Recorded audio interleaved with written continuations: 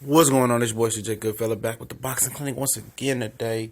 Dropping another exclusive YouTube video. We on a bit of a roll for that, man. Really trying to get away from the Facebook thing.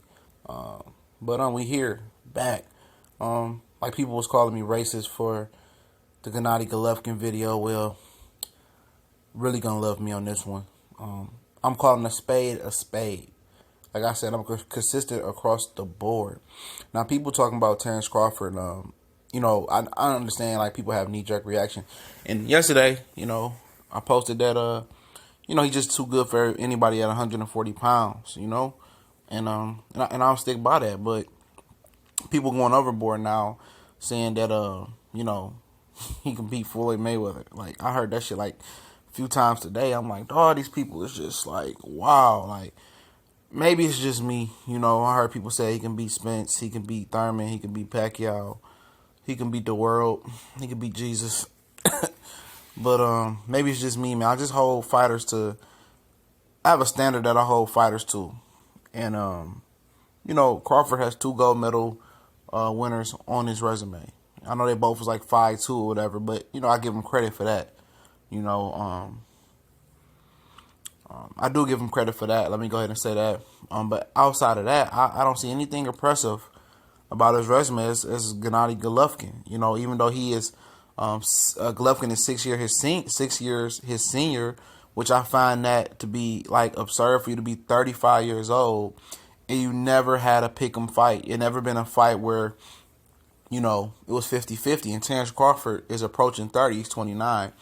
And he has never had a 50-50 fight, I never looked at any of Terence Crawford's fight as 50-50 fights. Maybe you can be like Gamboa, but he had a lot of weight and height advantage over Gamboa. And I think that's what powered him through the Yorkis Gamboa fight. It wasn't all his skill, because the skill was there, but he just had a physical advantage over Gamboa. And if Gamboa was the same size as Crawford, I think Gamboa would have stopped Crawford. That's just my opinion on that. Or he would have competed a lot better, And, he banged out Felix Diaz last night. And I held Felix Diaz to the highest regard, so I give him kudos for that as well, too. Some people seen the Victor Postal as a 50-50 fight. I did not. Postal was just too straight up and down, too straight up, upright European fighter. And every time you put an upright European fighter with that doesn't have a big punching power or is not that aggressive, they're going to lose to that American style every time, or damn near every time. He fought the Klimov guy, which, people now having that knee-jerk reaction to him in this fight. I remember people say that we didn't want to see Terence Crawford on after that fight. After the Klimov fight, the Russian, he's boring. Terence Crawford is this, he is that. People was turning their back on Crawford. People was talking shit about Crawford. He's boring. All he does is run. He's not exciting. And those same people are the same people that are having knee-jerk reactions to, oh, he's the greatest. He'll beat Pacquiao. He'll do this. He'll do that. And I know I made a video about, just dropped a video about Pacquiao, not wanting to fight the best. But if he fights Terence Crawford, I'm not sure I wouldn't pick Manny Pacquiao. I might go with Pacquiao, Understand that Crawford is a good fighter. But, he has flaws that people, I can get into his flaws, but that's not about the video. If people want me to get into his flaws, if I can somehow get the video and not get, reprimanded for on YouTube, I can point out each one of the flaws that he has, and all fighters have flaws. But, he fought British Prescott, guy that knocked out Amir Khan. He moved up. He wasn't supposed to fight Prescott, but somebody fell out of the fight. He moved up 5 pounds at short notice, and he fought Prescott, and I think he won. Matter of fact, I know he won. I don't think he stopped him. Maybe he stopped him. I can't remember. But, he went over to fight Ricky Burns. He didn't look that impressive versus Ricky Burns, but I think he flew out the week of the fight, and the time change kind of bothered him, so I will give him kudos for that. But he didn't look overly impressive versus Ricky Burns. Darijan, that's not a world beater as well. Hank Lundy gave him issues. He was just too small, as Hank Lundy said. Delorme outboxed him for half the fight until Delorme's chin, which is one of the worst in boxing, showed up. And now he's driving Uber. He's driving Ubers now.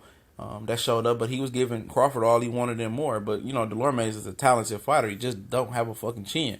And, he was giving Crawford all he wanted. His resume is piss poor. I won't say it's piss poor. But it's below average. I mean, for this era, it's average.